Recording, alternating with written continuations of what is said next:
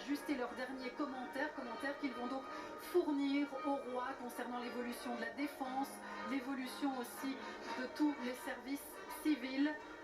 Le roi qui salue également la foule, un peu moins nombreuse certes que certaines années, et c'est clairement à cause de la météo.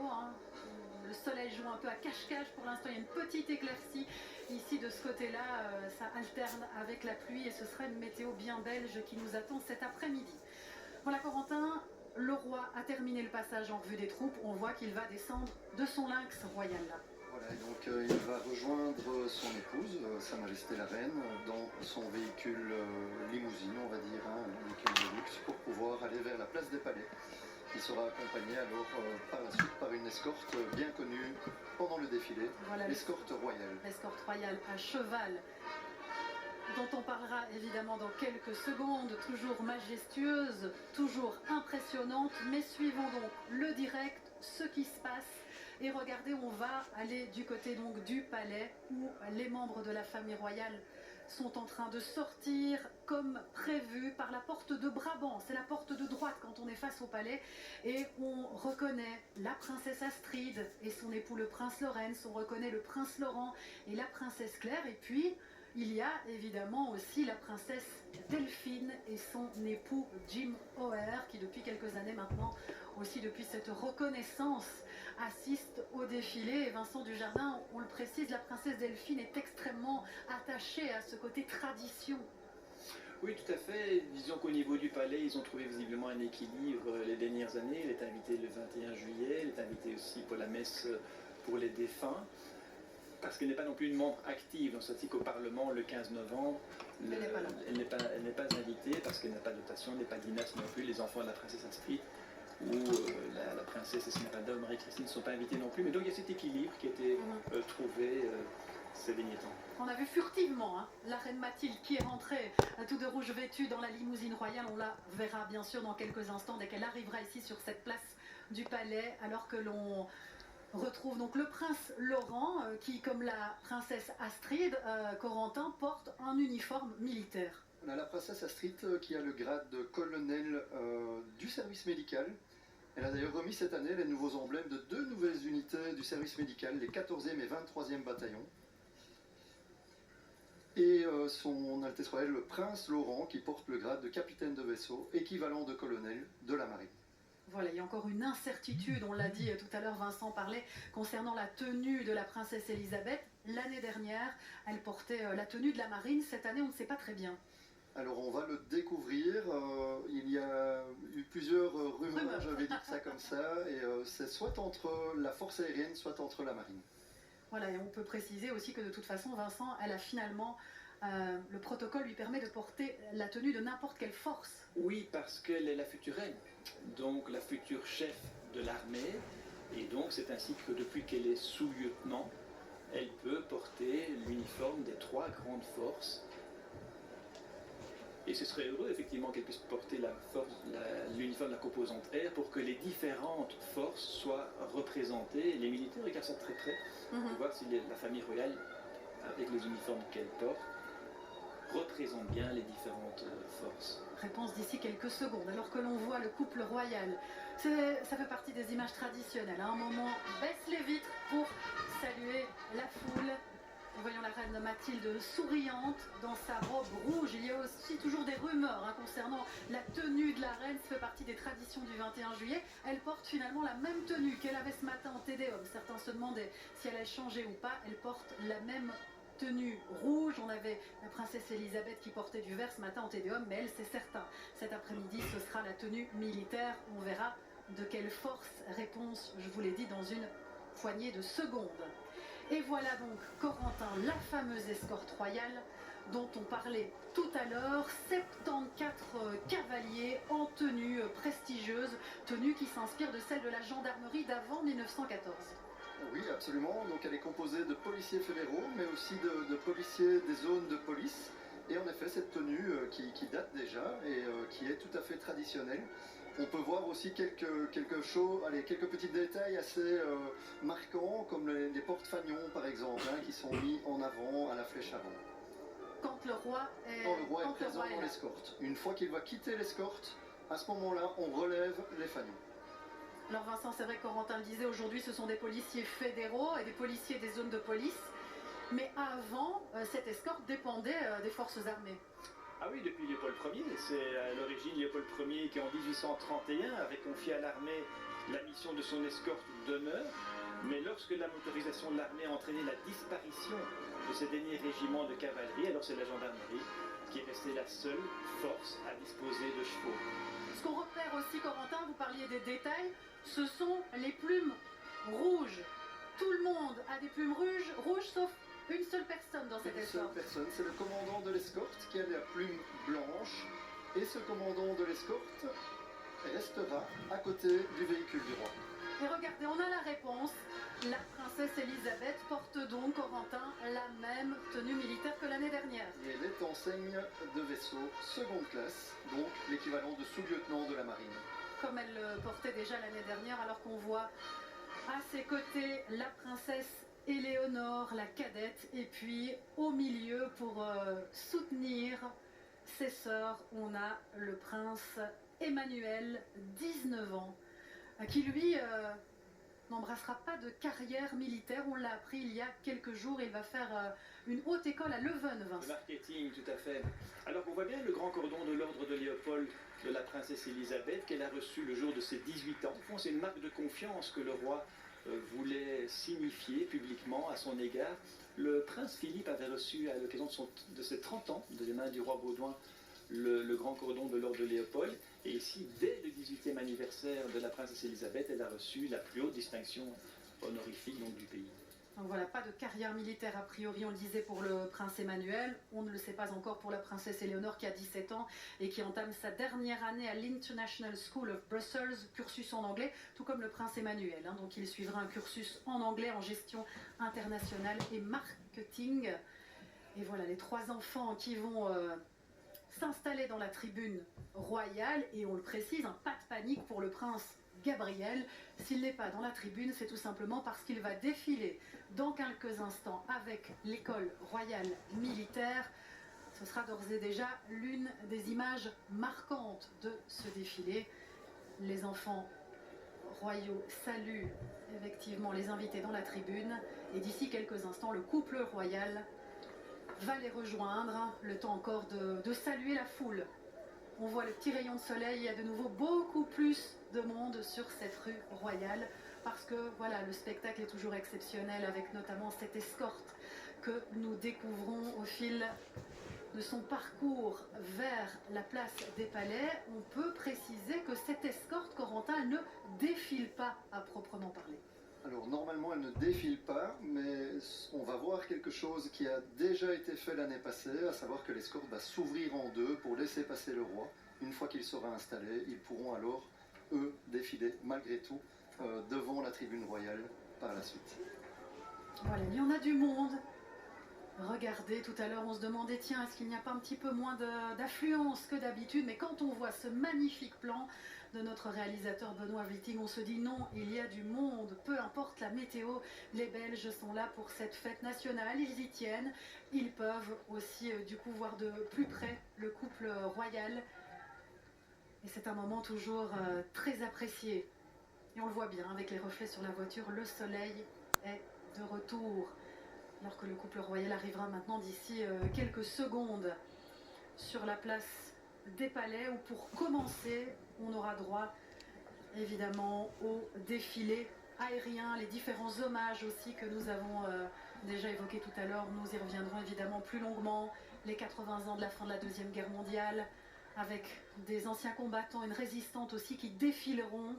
Hommage aux femmes avec cet anniversaire 50 ans qu'elles ont pu faire leur entrée au sein de la défense. Et ce dispositif de sécurité qui n'est pas propre à la situation géopolitique, Vincent, ça c'est comme ça. Chaque année, il y a tout un protocole qui entoure les déplacements du couple royal. Et on voyait ici aussi désormais les mallettes, on voyait bien ce qui apparaît comme des mallettes, mais des gilets pare-balles en fait, qui peuvent être déployés en cas de nécessité pour bien sûr assurer la protection du couple royal. Voilà, protection au sol avec ces mallettes et puis protection dans les airs, nous l'avons vu tout à l'heure avec les snipers, les tireurs d'élite qui sont postés ici aux quatre coins de cette place des palais. On voit, ça se trouve un petit peu, c'est le plaisir des pavés de cette place. Voilà, comme je vous le disais, Ophélie, on peut voir maintenant l'escorte royale qui vient de Effectivement. s'ouvrir en deux. Le véhicule va passer pour venir jusqu'à la tribune royale, ou en tout cas jusqu'à la place des Palais.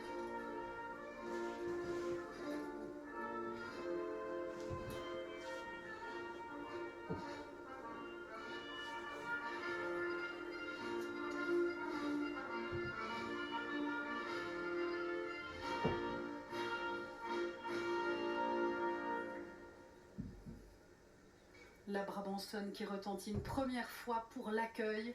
Vincent, ici sur la place des Palais. Et de très loin, on entend aussi quelques cloches, autres traditions. Oui, les cloches de l'église Saint-Jacques sur Codenberg, le lieu où le roi Léopold Ier a prêté serment le 21 juillet 1831. Au fond, il y a deux rois qui ont prêté serment un 21 juillet. Le deuxième était évidemment le roi Philippe, le 21 juillet 2013.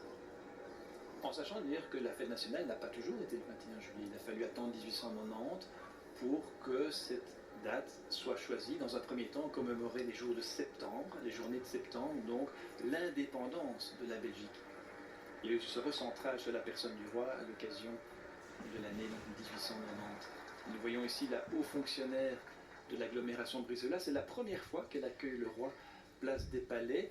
Au fond, c'est le nom qu'on a donné à l'ancien gouverneur, mais comme on a supprimé la fonction de gouverneur avec la 6e réforme de l'État, on a créé cette fonction de haut fonctionnaire, donc qui assure la gestion de sécurité civile, mais qui n'avait pas le privilège d'accueillir le roi. Bien sûr, le bourgmestre, c'est le de Bruxelles qu'on va sûrement voir dans un instant, accueille, à l'instar de M. Chauroux, qu'on voit à l'écran aussi, le responsable du protocole. C'est l'intérieur. Voilà, on a vu aussi les commissaires, divisionnaires. Michel Govars, chef de corps de la zone de police de Bruxelles-Capitale. Et puis maintenant, Corentin, le roi qui salue les auteurs d'actes de courage, comme chaque année. Oui, et cette année, nous avons deux pères qui vont représenter leurs fils inspecteurs de police qui sont décédés en intervention.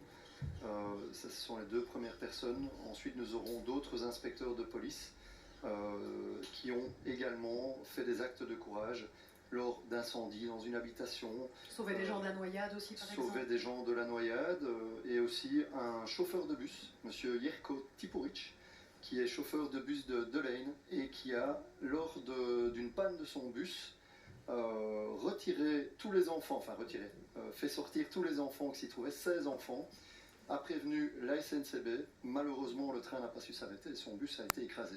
Donc il les a tous sauvés et a même prévenu les autorités. Voilà, le roi et la reine qui prennent toujours leur temps pour saluer ces auteurs d'actes de courage. Alors que nous voyons, on les reconnaît évidemment, nous sommes avec des caméras embarquées, l'image est tout à fait exceptionnelle, à bord des F-16. Et a priori, les signaux sont en bleu, hein. Ça veut dire que tout pourra défiler ici au-dessus. On peut voir que le ciel se dégage au-dessus de nos têtes et ça rassure, on va pouvoir voir tous les aéronefs dans quelques instants. Et notamment les F-16 qui ouvrent le bal du défilé aérien avec les couleurs nationales que l'on vient de voir aussi sur la tête de cette petite fille qui attend le spectacle. Le roi donc poursuit son salut aux auteurs d'actes de courage, essentiellement des policiers, Corentin le disait il y a un instant. C'est une tradition aussi chaque année de prendre ce moment. On sait que le roi est attaché au devoir de mémoire, il est aussi attaché à ce genre de choses. Et puis ben voilà, les A400M aussi, c'est bon Corentin, ils sont en vol, ils se dirigent vers Bruxelles. Oui, ils n'ont pas décollé de très loin d'ici puisqu'ils sont de la base de Meelsbroek et nous en verrons 3 passer au-dessus de nos têtes. C'est l'avion de transport stratégique. Voilà, qui a remplacé le fameux C-130, illustre avion de la défense, mais on est clairement aujourd'hui passé dans une autre dimension. Ah, là, on voit que la technologie est là, donc maintenant, ça n'a plus rien à voir avec un cockpit de C-130, et également le volume. Donc, un A400M fait 2,5 fois le volume d'un C-130. Et peut emporter 2 véhicules à roues ou même un hélicoptère. Et c'est pas fini, nous sommes à peu près dans tous les aéronefs de ce défilé. Merci aux équipes de l'RTBF à la réalisation. Les marketing, ça permet aux pilotes de demain de s'entraîner. Oui, et alors, petite, je vais dire coïncidence ou pas, pour les 50 ans de Femmes à la Défense, nous avons également 50 ans de Marchetti à la Défense. Que d'anniversaire. C'est un très vieil avion, mais qui va être remplacé à terme, vers 2027, par un nouvel avion d'entraînement sur la base de Beauvechain. Voilà, Bart de Wever qui a oublié ses lunettes de soleil, il avait peut-être le parapluie, mais maintenant il y a un peu de soleil, il fallait avoir tous les accessoires de circonstance. On voit qu'il y a un peu d'attente du côté des tribunes, même du côté des enfants, mais il y a donc ce salut aux auteurs d'actes de courage qui prend un peu plus de temps que prévu. On peut également nommer l'inspecteur de police Vanessa Donda qui, lors d'une intervention dans un incendie, dans une habitation, a pu sauver les habitants et donc a reçu une mention honorable. Place aux applaudissements dans les tribunes pour accueillir le couple royal. Et donc effectivement, on a bien la confirmation, la reine Mathilde porte la même tenue qu'elle avait ce matin, de couleur rouge, l'une des couleurs nationales. Tenue réalisée par son fidèle couturier belge, Édouard Vermeulen de la Maison Nathan, tradition aussi depuis des années. La reine met en avant le savoir-faire des artisans belges. Il faut parfois avoir ses jumelles quand on n'est pas très bien placé pour observer tous les détails, tout ce qui se passe sur cette place des palais. Une arrivée sous le soleil, c'est vrai qu'à un moment on se demandait, tiens, l'arrivée du couple royal avec les parapluies, ça aurait été un peu moins bien, mais voilà, le soleil est de retour, on espère pour le plus longtemps possible, puisque dans quelques minutes le défilé commencera officiellement avec tout d'abord le défilé aérien, puis la colonne motorisée et puis les troupes à pied. Et le roi et la reine qui saluent ici les trois pouvoirs, le président de la Chambre, le président du Sénat, la préséance du président de la Chambre cette année-ci jusqu'au mois d'octobre, sachant qu'il y a quand même un questionnement sur l'avenir du Sénat. Il y a un accord du gouvernement pour supprimer le Sénat. Évidemment, c'est pas si simple parce qu'il faudra réformer la Constitution. Ça demande la majorité des 2/3. Et donc il faudra trouver aussi des voix du côté de l'opposition pour réussir cela. Et on peut voir la suite de l'escorte royale qui va maintenant pouvoir se mettre en place pour défiler devant la tribune royale. Et donc on voit ici le commandant de l'escorte qui a présenté avec son sabre. Et signe que le roi a bel et bien quitté cette escorte, c'est que maintenant les lances sont relevées vers le haut. Sont à la verticale. Et on peut voir également les fanions au bout, donc ils ont une forme bien particulière. Et traditionnellement, pendant le combat, ça servait au galop avec le bruit, c'était très marquant, ça pouvait impressionner l'ennemi. Et on voit le monogramme ici, F et P, pour Philippe en néerlandais et Philippe en français. Ça c'est depuis le jour où il est devenu roi, parce qu'en fait son prénom s'écrit avec un P sur son acte de naissance. Mais lorsqu'il est devenu roi, il y a quand même eu des réactions en Flandre appelant à ce qu'il signe avec un F lorsqu'il signe les actes officiels par son prénom, et c'est ainsi que sur le monogramme des selles des chevaux, vous avez le P et le F mélangés. On vient de voir le roi qui saluait le ministre-président wallon, Monsieur Dolimont, et puis juste avant, on a deviné aussi le ministre-président bruxellois qui est toujours Rudy Vervoort. Un mot sur cette situation complètement ubuesque au niveau bruxellois. Un homme qui croyait qu'il n'était plus là. Et il est toujours là. Et Bruxelles aura encore besoin de lui. Alors que c'est vrai que c'était l'occasion de dire aussi que ces trois pouvoirs qui saluent le roi, c'est se faire en fonction d'un protocole 21 juillet qui dure 120 secondes. Parce qu'on met à l'honneur les entités fédérées, vous l'avez souligné, mais dès qu'ils vont rentrer, dès qu'ils vont s'installer dans la tribune ministérielle, on reprend le protocole officiel, et là alors ils repassent derrière les ministres fédéraux, parce qu'on n'a jamais réformé le protocole, malgré la 6e réforme de l'État. C'est plus compliqué de réformer le protocole que de pouvoir réussir une réforme de l'État ou de réviser la Constitution belge. Tout le monde est installé maintenant dans la tribune royale où on voit de grands sourires. On a vu aussi de grands sourires échangés entre le couple royal et le ministre de la Défense qui nous disait faire son devoir, son métier aujourd'hui.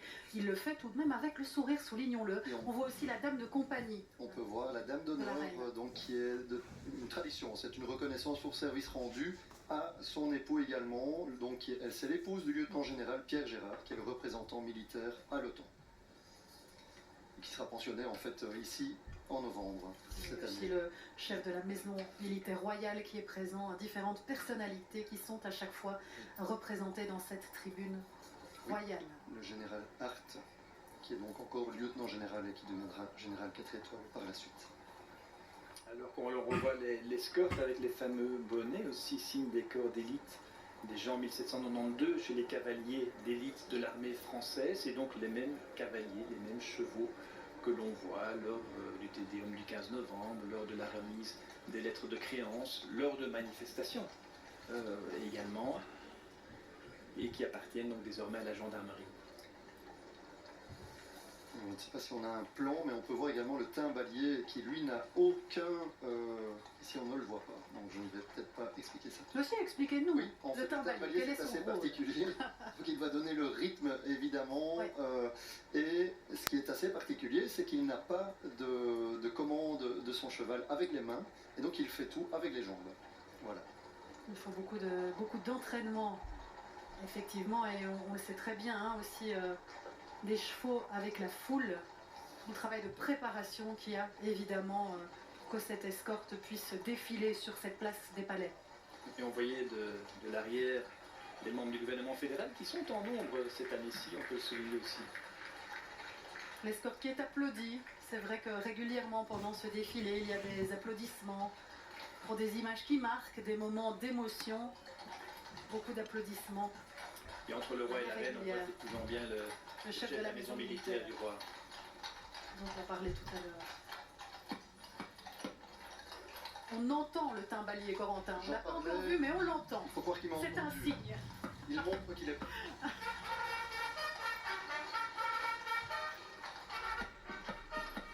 Voilà, on peut le voir ici. C'est quand même un exercice très particulier. Ainsi que pour les trompettes. Donc ce sont des gens, des personnels de la police, et ce ne sont pas des musiciens professionnels. Donc ils font ça en plus de leur travail le reste du temps. Contrairement à nos trois musiques, hein, donc nous avons la musique royale des guides dont on parlait tout à l'heure, ainsi que les deux autres musiques que nous verrons défiler également, la musique royale de la force aérienne et la musique royale de la marine. Et ici c'est donc l'escorte royale à cheval, mais il existe aussi l'escorte royale motocycliste qui a été créée par le roi Baudouin en 1960. Première mission cette année-là, avec la visite officielle des grands-ducs du Luxembourg, donc aussi de la sœur du roi Baudouin, l'épouse du grand-duc Jean. Et on pensait que les ministres du gouvernement fédéral seraient peut-être fatigués après plusieurs heures de négociations, mais il y a de l'enthousiasme. Félicite l'escorte royale. Voilà, barre de Weber avec un pouce levé vers le haut le jour de la fête nationale, image que l'on retient déjà. Alors que nous voyons la princesse Elisabeth qui regarde le programme, qui regarde ce qui l'attend. La princesse Claire qui fait son retour, Vincent, on la voit quand même de plus en plus. Oui, qui est présent déjà aujourd'hui, ce qui est heureux en étant l'épouse d'un prince qui bénéficie d'une adoption, mais qui a aussi pu assurer des tâches de représentation. Parfois la demande du roi, elle était à Ypres il y a quelques jours en représentation du chef de l'État. Et on l'a vu également dans des tâches de représentation, alors dans le cadre de la fondation Reine Paola. A noter également qu'il y a 50% de femmes qui composent cette escorte royale. Donc on a une parité au niveau de la police, en tout cas dans cette escorte. Escorte qui est aussi présente pour les visites d'État et les diplomates qui sont ici à côté de nous dans la tribune qui leur est réservée regardent de très près les égards au moment de la visite de leur chef d'État, de personnalités étrangères au palais de Bruxelles. Quels sont les égards qui sont réservés au moment de ces visites officielles, au moment de ces visites d'État? Alors qu'on voit déjà, je crois, déjà les vétérans On peut voir aussi la musique royale de la marine, donc, qui a 78 ans cette année. Ils sont originaires d'Ostende et c'est un orchestre de 36 musiciens avec un chef de musique, le chef de musique Björn Lotsgaard, qui est en place depuis 2010. Ils ont un répertoire qui contient notamment du rock, de la pop et du jazz. Ils n'ont pas de trompette, contrairement à la musique royale des guides. Ce qui est important aussi, Corentin, c'est de souligner l'importance de ces musiques puisqu'elles vont vraiment donner le rythme de ce défilé parce qu'on ne marche pas comme on le souhaite pour un défilé militaire. Voilà, très important, le pas. Tout militaire le connaît, il faut marcher au pas. Et ils vont donner un rythme de 112 pas par minute. Oui, je me souviens d'ailleurs quand nous avons ensemble assisté aux répétitions, d'avoir entendu le commandant des troupes dire il faut enfoncer le talon dans le sol. Je dirais même plus ancrer le talon. Ancrer. C'est très marine comme terme d'ailleurs. Il faut ancrer le talon quand on défile, en effet. Le talon gauche pour donner le rythme. Et ils sont donc suivis par les vétérans que l'on voit bien maintenant à l'écran. Voilà, il y a environ 130 vétérans. On peut tout d'abord, à chaque fois on le fait, mais c'est nécessaire, rappeler la différence entre vétérans et anciens combattants, d'autant qu'on verra tout à l'heure des anciens combattants. Absolument, donc les anciens combattants sont ceux qui ont combattu durant la Seconde Guerre mondiale et la guerre de Corée, tandis que les vétérans sont tous les militaires qui ont participé à des opérations après la guerre de Corée. On peut surtout rappeler que c'est au mois d'avril, à l'occasion de l'anniversaire de la mort d'Eddie Parra, le 7 avril, que l'on honore, que l'on rend hommage à tous les militaires décédés en opération depuis la Seconde Guerre mondiale. Ils sont quand même plus de 250 qui ont donné leur vie pour le pays. On voit les emblèmes et puis aussi on voit que toutes les forces, comme l'on dit désormais, Corentin, sont représentées parmi ce détachement de vétérans. Oui, et on peut voir ici les femmes, donc les premières femmes à la défense, dans le cadre des 50 ans de femmes à la défense.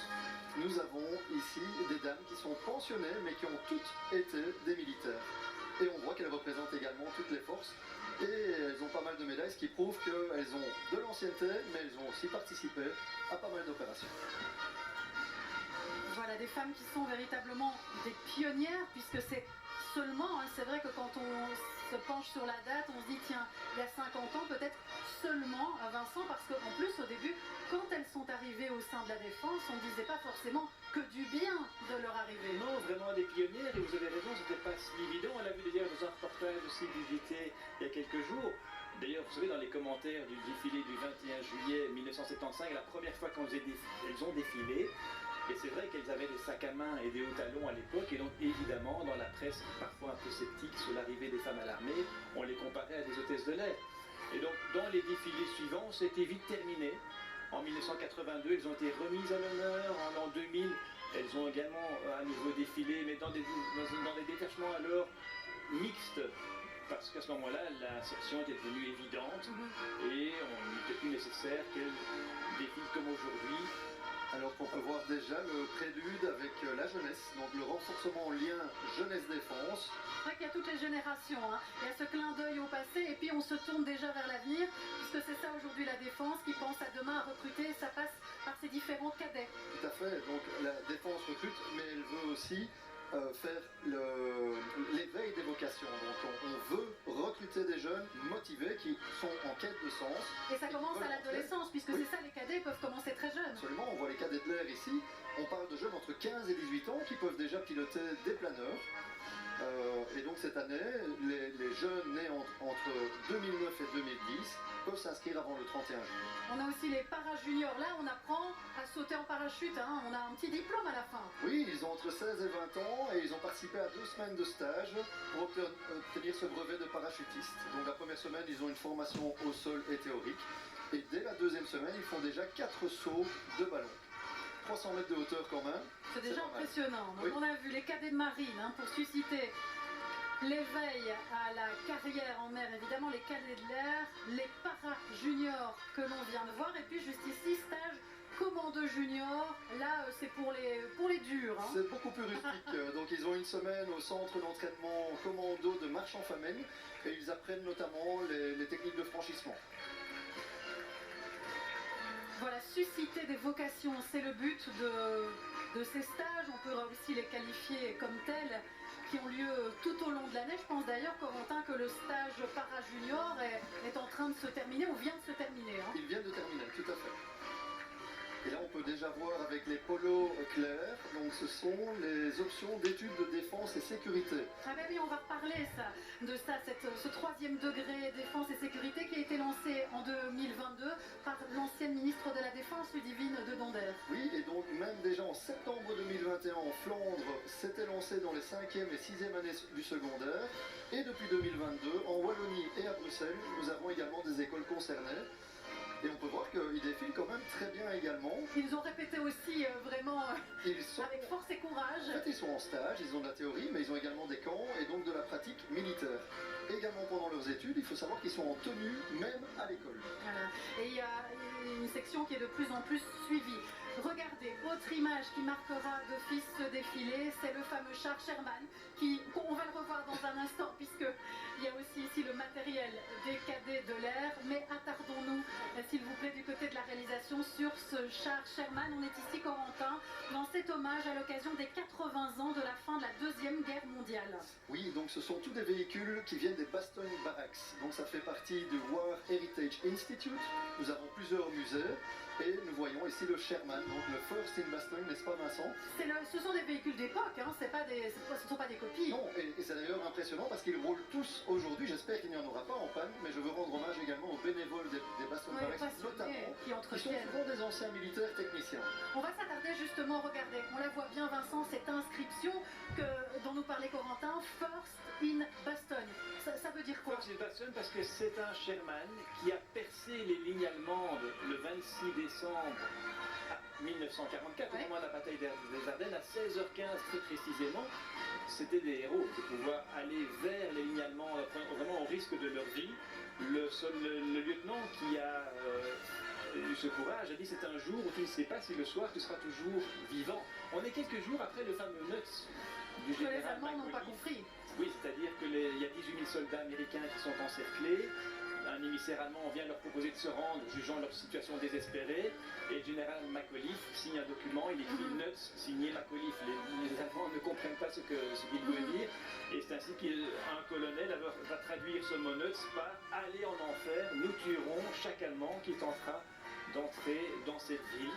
Et c'était donc un Jumbo Sherman qui avait participé à ce désencerclement de Bastogne quelques jours après ce fameux Nuts. Il y avait 50 000 Sherman qui avaient été construits entre 1942 et 1945. Alors ici, Corentin, on a vu le Sherman, mais il y a d'autres véhicules américains d'époque qui passent maintenant ici devant la tribune royale. Et la plupart des véhicules que nous voyons sont en effet américains, mais nous avons également un petit véhicule anglais, britannique, donc le Bren Carrier, qui est de forme rectangulaire, on ne le voit pas pour le moment, donc ici c'est un char à nouveau. Je pense que c'est toujours le Sherman, voilà. Qui poursuit son avancée. Oui, on l'appelait Jumbo parce qu'il était surblindé justement pour faire face à ces monstres allemands qu'il avait en face de lui. Alors que le roi et la reine sont allés eux-mêmes à Bastogne pour ces journées de commémoration que l'on appelle le Nuts Weekend d'ailleurs, bien sûr en commémoration de ce mot du général McAuliffe. Et on avait vu d'ailleurs le roi Philippe s'amuser entre guillemets à lancer des noix à la foule comme on le fait justement dans ce fameux week-end. Absolument, et qui a prononcé un discours en faveur du devoir de mémoire, à l'instar aussi du commandant militaire de la province du Luxembourg, le colonel Verbeeren, qui disait ce jour-là: ne pas oublier le sacrifice de nombreuses personnes nous permet de jouir de la liberté d'aujourd'hui, créant ainsi un lien entre le passé et l'avenir. C'est ça le sens du devoir de mémoire, c'est se rappeler aujourd'hui que c'est grâce à tous ceux qui ont risqué leur vie ou donné leur vie durant la Seconde Guerre, et à la fin de la Seconde Guerre, au moment de la libération, c'est à eux que nous devons notre liberté aujourd'hui. Alors vous entendez sans doute le bruit des moteurs de ces véhicules d'époque, vous entendez peut-être aussi les instructions. C'est une petite anecdote à raconter, Corentin, mais les jeunes du 3e degré, on leur donne le pas. Hein. Ils apprennent également à défiler, ils apprennent à ancrer le talon, comme on a dit tout à l'heure. Et on entend, ça compte. Hein. Et il faut compter. Mais on est tous passés par là pendant l'instruction, et j'espère que plein de jeunes auront encore l'occasion également de pouvoir avoir cette expérience. Alors je peux vous dire que le bruit du char Sherman qui vient de passer derrière nous et l'odeur, vous ne pouvez pas le sentir à la télé, mais on peut vous le dire ici, c'est pas loin de trembler du côté de la place des Palais avec ces véhicules d'une autre époque, mais des véhicules qui ont effectivement marqué l'histoire, et on imagine aussi tout l'intérêt de Bart de Wever qui est un passionné d'histoire et ne s'en est jamais caché. Voilà. On voit les vétérans qui ont terminé donc de défiler, qui vont s'installer en tribune pour profiter de la suite. Il y aura notamment les anciens combattants aussi, autre clin d'œil à l'histoire, hommage qui sera rendu. Ben voilà, un instant, ils arrivent. Oui. Nous allons avoir 5 anciens combattants et une résistante. Il y a 4 hommes, les 4 anciens combattants et une résistante. Ils sont tous centenaire. C'est juste exceptionnel, cette transmission à laquelle on va assister, Vincent, ici sur cette place des Palais. C'est très impressionnant de voir ces 5 épatants centenaires qui tiennent à être là pour témoigner, 4 hommes et une femme, et certains continuent à aller dans les écoles pour témoigner aux jeunes d'aujourd'hui ce qu'ils ont vécu, et au fond faire cette transmission de la mémoire. Vous avez 3 anciens de la brigade Piron, vous avez notamment Henri de Tremont qu'on a vu tout à l'heure dans la séquence au début du reportage, qui a aussi participé à la renaissance de la parade belge du cénotaphe au cénotaphe à Londres. Donc vous savez, c'est ce privilège qu'ont les soldats belges de pouvoir défiler au cénotaphe à Londres en hommage au rôle joué par l'armée belge et son chef, le roi Albert Ier, durant la Première Guerre mondiale. C'est donc un privilège que le roi d'Angleterre a octroyé aux soldats belges. Lui participe à cela. Et on voit les cadets de marine qui ont défilé tout à l'heure et qui attendent, parce que Corentin, c'est eux qui vont ensuite aider les anciens combattants à s'installer en tribune. Et là, on voit vraiment le lien entre le passé et le présent, même le futur, puisque les cadets de marine sont les futurs marins militaires et vont donc les aider à s'installer par la suite en tribune, proche de la tribune royale. Et on est en train de les présenter ici un petit peu différent sur la place des Palais. Un speaker est en train de présenter ces différents anciens combattants. On vient de voir André Liégeois, 100 ans, qui était volontaire à la brigade Piron. Il y a aussi le comte Henri d'Outremont, Vincent nous en a parlé, 100 ans aussi. Robert Chaud, 102 ans. Julien Nissen, 102 ans. Et puis une femme qu'on aura l'occasion de voir quand elle s'installera dans la tribune, c'est Anne Megens, 101 ans. Voilà, résistante, qui s'est confiée à nos équipes tout à l'heure. Moment d'émotion pour nous aussi, pour cette nouvelle génération qui va les accueillir. Moment d'émotion aussi pour eux, d'être toujours là, parce que c'est pas rien, Corentin, après avoir vécu la guerre, d'être là encore aujourd'hui pour témoigner. Oui, et ça montre qu'il y a eu de l'engagement. C'est déjà très impressionnant qu'ils soient encore en si bonne forme, mais on voit que l'engagement est toujours là, même à 100 ans. On veut toujours être présent et témoigner vers les générations suivantes qu'on est toujours là, parce qu'on tient le coup en fait, hein, on a l'engagement qui est toujours là. Et le roi Philippe est très attentif pour eux. C'est lui vraiment qui a voulu avec le gouvernement qu'il y ait cet hommage, cette présence d'anciens combattants à l'occasion des 80 ans de la fin de la Deuxième Guerre mondiale. On voit aussi toute l'attention du prince Emmanuel, la génération de l'avenir. Et regardez, hein, vraiment cette aide, ce coup de main des cadets de marine. On voyait là Julien Nissen à l'image, aussi un ancien de la brigade Piron, et qui pour la petite histoire est aussi l'oncle par alliance de Pierre-Emmanuel de Bow, vous vous souvenez, qui était le premier pour Albert II. Et aussi pour le roi Philippe au début de son règne, et qui était le grand artisan de la modernisation de la communication du palais, avec notamment l'ouverture aux réseaux sociaux. Ils sont chaleureusement applaudis. Leur place les attend pour profiter de ce défilé, et cet hommage est bien mérité.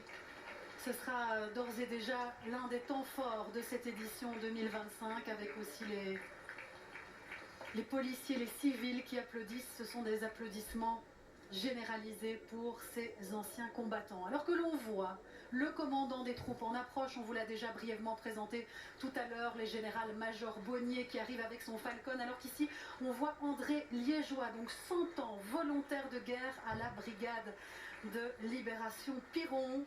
On a juste derrière lui Julien Nissens. On voit ici Anne Megens, 101 ans, résistante. Elle a été déportée en Allemagne et puis elle a été libérée en avril 1945 avant de devenir institutrice. Elle avait 15 ans lorsqu'elle est rentrée dans la résistance. Et elle a été arrêtée en janvier 1944 et a participé, a été la survivante des marches de la mort. Parce qu'elle était déportée donc en camp de concentration. Quel bagage, quelle histoire ils transmettent aujourd'hui aux jeunes générations. Henri d'Outremont était déjà présent il y a 5 ans. Vous vous souvenez certainement qu'il y avait eu ce moment aussi où 3 anciens combattants avaient participé à ce passage du flambeau. Il y avait une prise de parole. Jeunes, avec une prise de parole de chacun d'eux, et Henri d'Outremont avait lui aussi pris la parole à ce moment-là. On va retourner vers le commandant des troupes qui est à hauteur de la rue Royale, général-major Bonnier, qui pilote, pourrait-on dire, la force terrestre. Et pour la première fois, il y a aussi une transition. Lui ne sera pas dans son lynx de commandement comme il l'était d'habitude. On est déjà tourné vers le futur. Il est à bord d'un Falcon. Voilà le futur. Le lynx, c'est réservé au roi et maintenant le commandant des troupes est en effet dans ce Falcon. Il est en tête de ses troupes. Et il va donc pouvoir défiler avec devant lui l'escorte, la flèche de la police militaire, 13 policiers militaires à moto. Et ça constitue un peloton. Ce sont des agents assermentés qui vont donc l'escorter et ils sont là aussi pour la régulation du trafic lors des mouvements militaires par exemple. Voilà, ce qu'on vient de voir jusqu'à présent, on pourrait dire que c'est un peu le prélude au défilé, parce que le défilé commencera officiellement quand le général-major Bonnier en fera la demande au roi. Il va devoir se présenter à Sa Majesté le Roi pour lui demander l'autorisation de pouvoir défiler. En général, on vous rassure, ça se passe toujours bien. Le roi ne fait pas de mauvaises surprises ou de petites blagues ce jour-là, alors que l'on voit justement le roi s'entretenir avec le ministre de la Défense, sans doute pour le questionner ou échanger sur cette armée en pleine évolution, en pleine transformation, avec cette vision stratégique, ces investissements de 34 milliards d'euros que l'on pourra voir avec des nouveautés, notamment du côté de la colonne motorisée, du défilé aérien aussi qui va se mettre en place. Et on l'a dit, bonne nouvelle, tout devrait pouvoir survoler cette place des Palais. Le code est au bleu, c'est le code Alpha Blue, comme vous le dites dans votre jargon, Corentin. Absolument, et donc ça signifie qu'on va pouvoir voir tous les aéronefs. Et à signaler que c'est un vrai ballet et c'est minuté comme du papier à musique. Voilà, il y a des heures de décollage différentes en fonction des aéroports ou des aérodromes de départ. C'est très impressionnant. Les différents aéronefs qui vont partir des différentes bases. Donc c'est un peu partout en Belgique. Ils sont déjà partis, on les a vus. Oui, qui sont partis. Ils sont sur le point d'arriver. Oui. Vous vous souvenez de ces magnifiques images Absolument, différents aéronefs. Absolument. Ils ont déjà décollé, sinon ils n'arriveraient pas. Voilà, il y a des avions, il y a des hélicoptères. Et ça y est, le commandant des troupes, avec la plus grande rigueur qu'on lui connaît, pénètre sur cette place des Palais. Le général-major Bonnier, qui est un officier notamment des troupes Riki, donc de reconnaissance. Il a une expérience au chasseur à cheval, au lancier également, un 3L, et il a été le patron du bataillon chasseur ardennais. Et on l'a vu, on l'a côtoyé pendant les répétitions, il prend ce rôle extrêmement à cœur et il est très avenant avec la jeunesse. Oui, mais il faut quand même savoir qu'il veille à ce que le drill, la discipline et la tenue soient corrects. Y compris chez les plus jeunes. Il est strict, surtout. Même parmi les jeunes, mais il est également, on le sent, bienveillant. C'est un papa et il veut que les jeunes se sentent aussi bien dans leur peau. Bien dans leur peau, voilà. Qu'ils soient à l'aise. Désolé. Voilà ce moment, Corentin, où il va se présenter devant le roi Philippe. Qu'est-ce qu'il lui dit à ce moment-là? Donc il présente le défilé au roi et il lui demande l'autorisation de pouvoir défiler. Et c'est parti, on peut dire qu'il a dit oui, puisque en tout cas les F-16 sont bel et bien en approche. Ils traînent les couleurs nationales dans ce ciel un peu gris. Voilà. Ils sont là. Les 6 F-16 qui proviennent de la base de Klein-Obrogel et ils tirent les couleurs. Ils passent juste maintenant à 16h21 au-dessus du palais.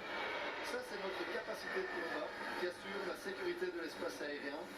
Ils ont été déployés en opération en continu pendant 25 ans.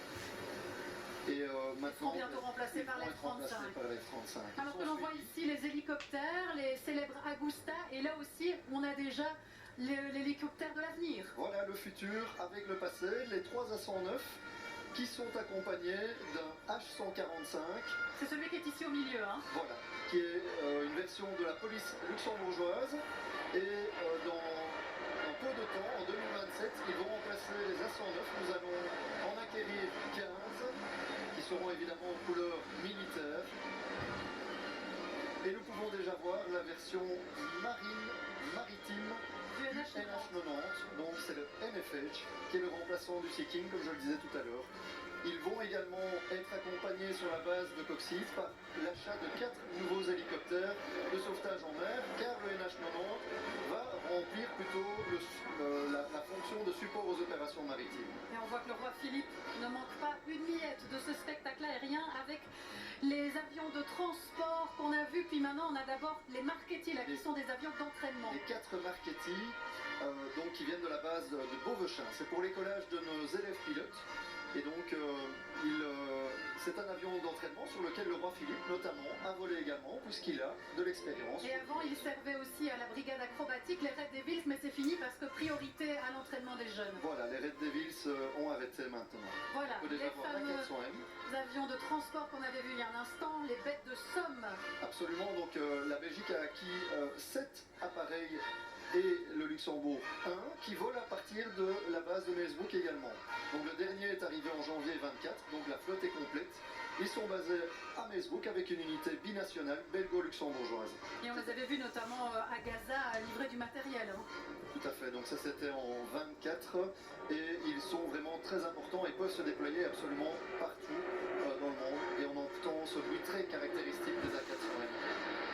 Surtout quand ils volent à basse altitude comme ça, c'est vrai, on salue la prouesse des pilotes de voler si bas. Oui, oui, et on me demandait encore, tiens, c'est quoi ce gros avion qu'on va voler au-dessus de chez nous? Je dis, c'est la 400M, vous le verrez de plus en plus, car ils doivent s'entraîner pour pouvoir opérer ailleurs qu'au-dessus de notre territoire. Alors ça, c'est plus un A400M, c'est toujours du transport, mais c'est pour transporter plutôt les autorités ou la famille royale. Voilà, on l'appelle le Falcon 7X, c'est une sorte de jet privé pour la famille royale, mais aussi pour les autorités.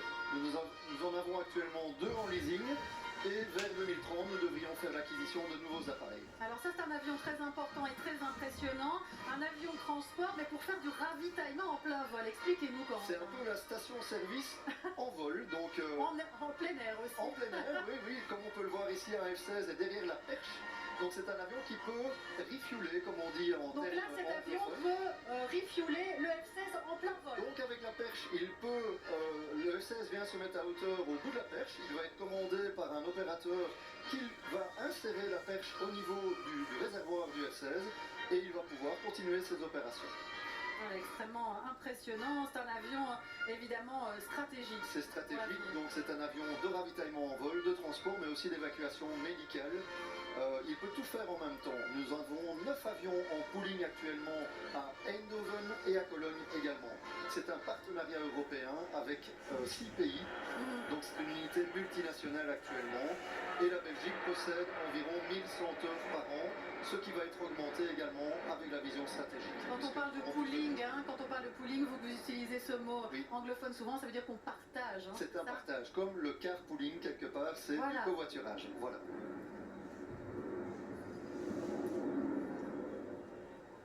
C'est déjà la fin, Corentin, de ce défilé aérien. Ça va très vite. Hein. C'est minuté et c'est très rapide. Et ça montre également que les opérations aériennes vont très vite, très loin. Et pour parler déjà de ce qui nous attend dans quelques mois, ce sera donc l'arrivée du F-35, premier F-35, Vincent, très attendu. Depuis qu'on présente ce défilé ensemble il y a 12 ans, on en parlait déjà. Hein. Mais ce sera visiblement une réalité le 13 octobre prochain, donc une grande date pour la défense, l'arrivée de 4 F-35.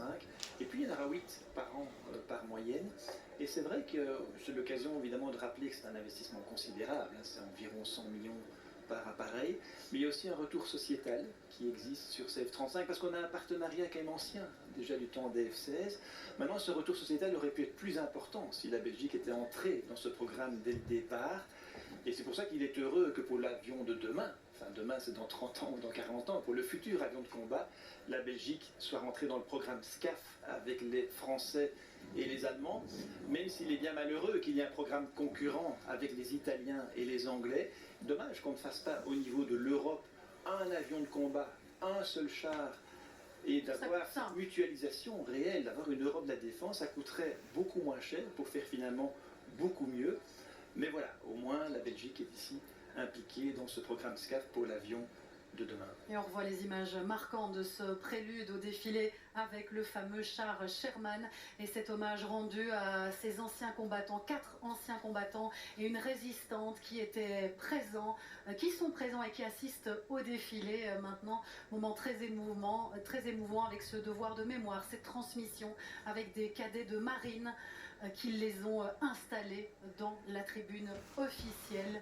Et puis nous venons d'assister évidemment à ce défilé aérien qui était complet. Il y avait quelques incertitudes avec la météo, mais tous les aéronefs ont pu passer ici au-dessus de la place des Palais avec à la fois des appareils toujours utilisés actuellement et puis déjà un petit échantillon de ce qui nous attend dans les prochaines années, notamment, Vincent en parlait, l'arrivée des F-35 Je rappelle qu'il y a eu cette première commande de 34 F-35 et puis on vient d'en ajouter 11 à la liste Corentin avec cette fameuse vision stratégique et ses investissements.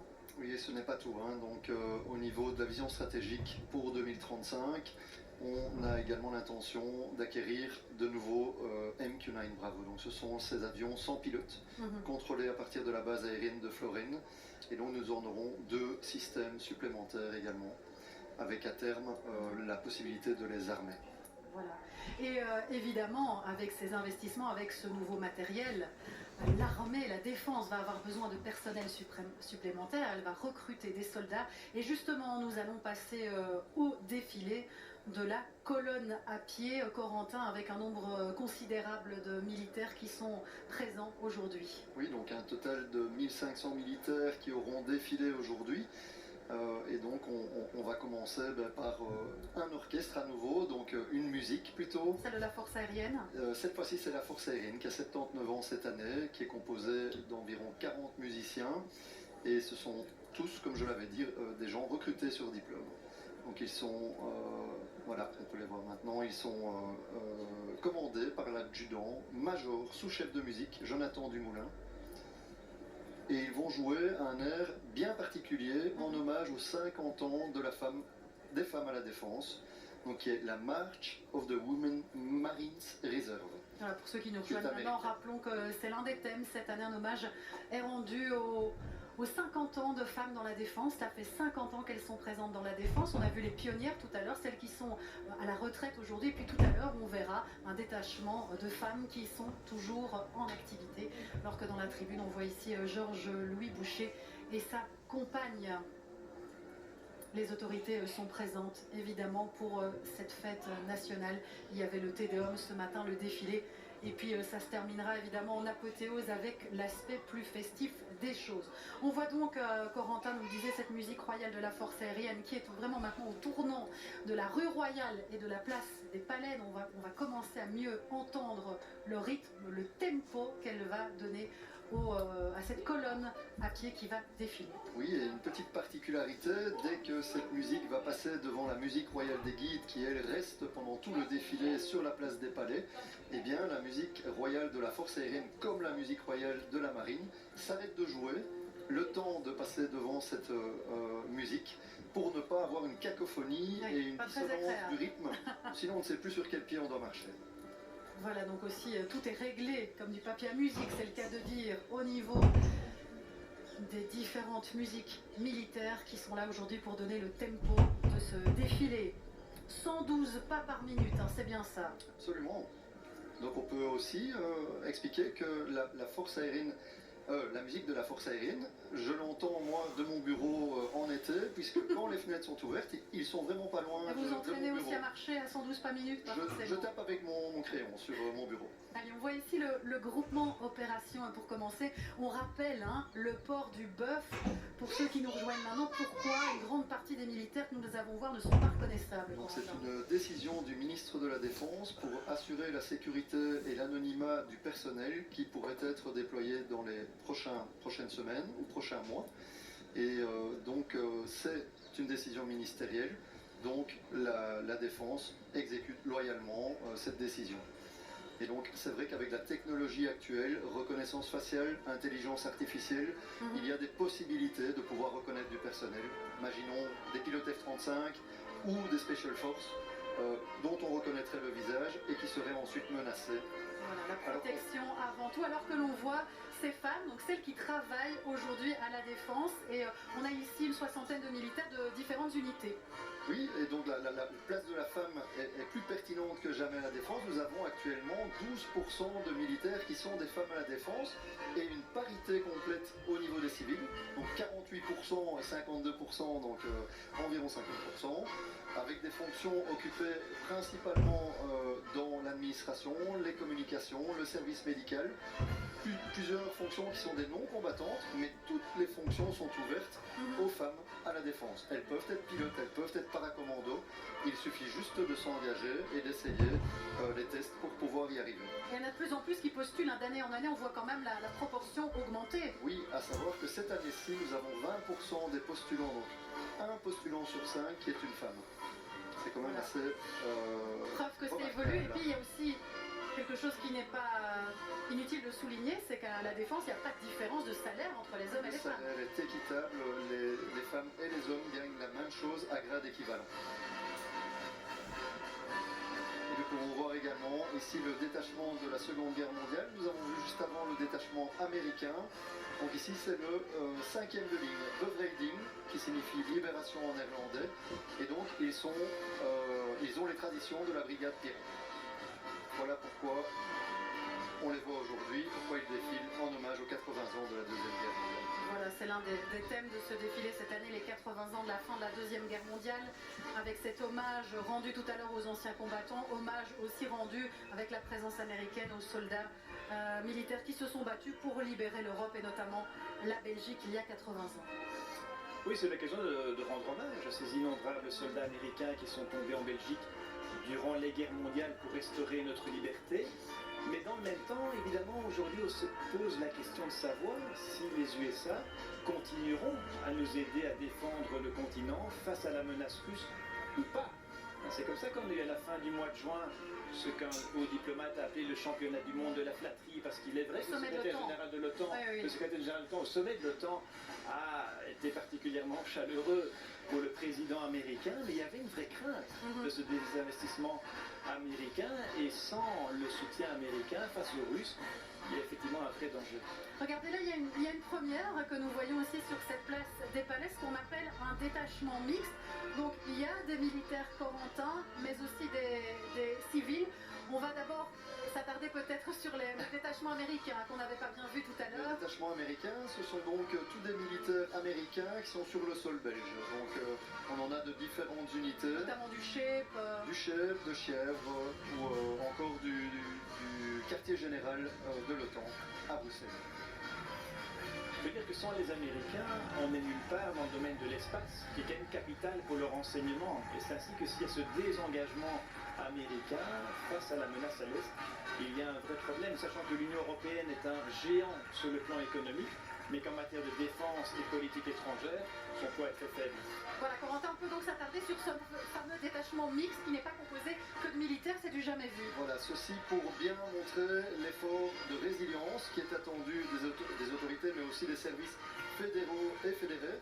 Et donc on s'attend à ce qu'il y ait une certaine résilience de notre nation, d'où le mélange entre police, armée, Croix-Rouge, mais aussi les douanes et Axis. Voilà, tous ces services civils que l'on retrouvera dans quelques minutes pour la partie civile, évidemment, du défilé. Alors que nous sommes ici au détachement des opérations flanc Est, donc on a des militaires qui ont participé à des opérations à l'Est de l'Europe, notamment en Roumanie ou en Lituanie. Oui, et donc c'est quelque chose d'assez important qui a été déployé d'avril à juin cette année, l'exercice d'Achian Spring, qui a déployé au total 500 personnes, 500 militaires, et tout leur matériel qui a été mobilisé par air, terre et mer. Donc c'était un déploiement qui n'avait plus été vu depuis assez longtemps. Donc c'est la preuve que notre état de préparation est relativement élevé. Et puis c'est aussi l'occasion, Vincent, de parler de dépenses militaires des pays de l'Est. La Pologne, par exemple, est le plus grand contributeur de l'OTAN, je crois. Absolument, devant les États-Unis. Mais eux ont connu 50 ans de communisme. Ils ont connu la privation de liberté. Ils connaissent le prix de la liberté. Et c'est ainsi qu'effectivement, la Pologne est à 4,12 quand les Américains sont à 3,43. À 3,38 en fait. Et l'Estonie est à 3,43. Donc devant les Américains, les trois pays baltes sont dans le top 6. Ils sentent la menace de tout près. Ils savent aussi que leurs grands voisins russes n'hésitent pas à perdre 1000 soldats par jour aujourd'hui en Ukraine, morts ou blessés. Chaque jour en moyenne, plus de 1000 soldats ont des valeurs différentes. Et donc il y a ce risque certain qui les conduisent à effectivement investir de façon massive dans leur protection. On les a reconnus aussi avec leur tenue bleue, le détachement de la marine qui compte environ 1500 militaires. La marine qui a 75 ans de coopération avec les Pays-Bas. Et donc la marine est en train d'opérer un grand changement de culture d'entreprise, mais est aussi en train d'acquérir du nouveau matériel à la pointe de la technologie, dont le projet d'avoir une nouvelle frégate également. Et donc nous avons 4 capacités au niveau de la marine, la longue distance avec les frégates, les chasseurs de mines où nous sommes vraiment très expérimentés, et la sécurité côtière Et puis nous avons le détachement de la force aérienne, 5500 personnes la composent. Alors il y a bien sûr les pilotes d'avion, mais pas seulement. Non, comme vous le savez, on dit un avion, 70 métiers sont autour. Donc il y a des techniciens, des protections des installations, des veilleurs maîtres-chiens également, de l'appui aux opérations, météorologues ou encore des contrôleurs aériens. Et également des pompiers d'aérodrome, c'est un travail très spécifique au niveau de la force aérienne. Si un avion prend feu, nous avons besoin de ces gens-là également. Un mot aussi sur la force terrestre qu'on a vue en tout début de défilé, c'est la plus importante à la défense avec 10 000 personnes. Oui, et une réserve également très importante, le général-major Bonnier, qui est également le commandant de la force terrestre, nous